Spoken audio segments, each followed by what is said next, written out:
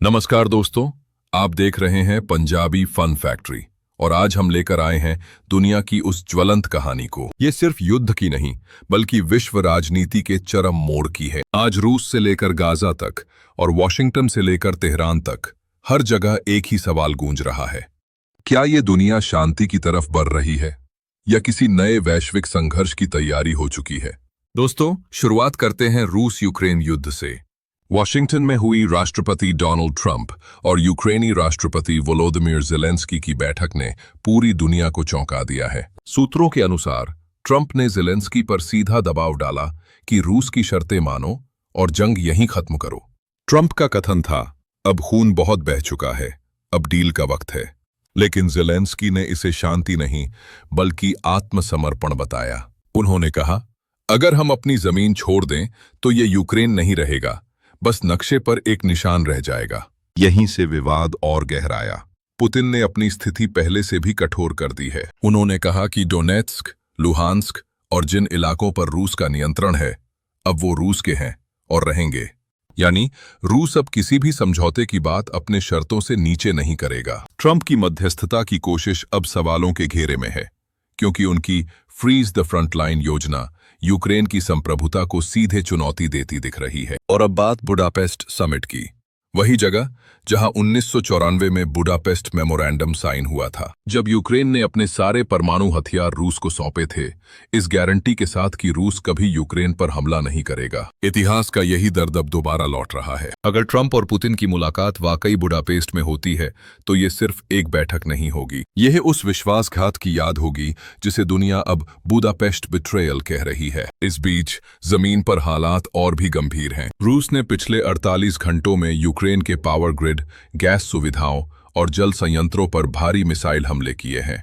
उत्तरी यूक्रेन के चेर्निहिव और सुमी इलाके अंधेरे में डूबे हैं। रूस का उद्देश्य साफ है, सर्दियों को हथियार बनाना। ठंड और बिजली की कमी से पहले ही लाखों लोग विस्थापित हो चुके हैं। अब चलते हैं मध्य पूर्व यानी गाजा की ओर। रविवार को फिर से विस्फोटों की आवाज ने आसमान को चीर दिया। इजरायली सेना ने पुष्टि की है कि उसने हमास के कथित ठिकानों पर दर्जनों हमले किए हैं। गाजा स्वास्थ्य मंत्रालय का दावा है कि 45 से अधिक नागरिक मारे गए, जिनमें बच्चे और डॉक्टर शामिल हैं। इजरायल का कहना है, हमने सिर्फ जवाबी कार्रवाई की है क्योंकि हमास ने सीज फायर तोड़ा। लेकिन मानवीय संगठनों का कहना है, सीज फायर अब एक शब्द भर रह गया है। ट्रंप ने इस पर बयान दिया, हमास को अब अच्छा बर्ताव करना होगा वरना मिटा दिया जाएगा। लेकिन इस बयान ने कूटनीतिक हलकों में एक नया विवाद खड़ा कर दिया है। कई विश्लेषकों का कहना है कि ये भाषा शांति नहीं, उकसावे की भाषा है। और अब नजर डालते हैं ईरान पर, जो इन सभी मोर्चों के बीच अपनी ताकत का नया प्रदर्शन कर रहा है। तेहरान से आई ताजा रिपोर्टों के अनुसार ईरान ने अपनी 2 नई बैलिस्टिक मिसाइलें कद्र और इमाद पेश की हैं, जिनकी रेंज करीब 2000 किलोमीटर बताई जा रही है। इन मिसाइलों को एंटी इलेक्ट्रॉनिक वॉरफेयर सिस्टम से लैस किया गया है ताकि इजरायली जैमर उन्हें रोक न सकें। इसका सीधा मतलब है कि पूरा इजरायल, सऊदी अरब और खाड़ी क्षेत्र अब ईरान की सीधी पहुंच में है। इसी बीच ईरान के सर्वोच्च नेता आयतुल्लाह अली खामेनेई ने अमेरिकी राष्ट्रपति ट्रंप पर तीखा हमला बोला है। उन्होंने कहा, ट्रंप दावा करता है कि उसने ईरान की परमाणु क्षमता नष्ट कर दी। यह सिर्फ एक झूठा दावा है। हमने अपनी तकनीक को और उन्नत बना लिया है।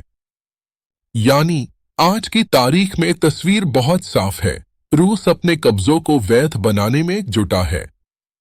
यूक्रेन अपने अस्तित्व के लिए लड़ रहा है। इजराइल और हमास दोनों सीज फायर के नाम पर हथियार चला रहे हैं और ईरान इस पूरे संकट का मौन लाभ उठा रहा है। मगर बड़ा सवाल वही है दोस्तों, क्या ये शांति वार्ताएं वाकई शांति लाएंगी या फिर आने वाले महीनों में दुनिया एक और बड़े वैश्विक टकराव की ओर बढ़ रही है? यही थी आज की अंतर्राष्ट्रीय रिपोर्ट। अगर आपको ये विश्लेषण पसंद आया तो वीडियो को लाइक, शेयर और सब्सक्राइब जरूर करें। आप देख रहे हैं पंजाबी फन फैक्ट्री, जहां खबरें मिलती हैं गहराई से, आवाज मिलती है सच्चाई से।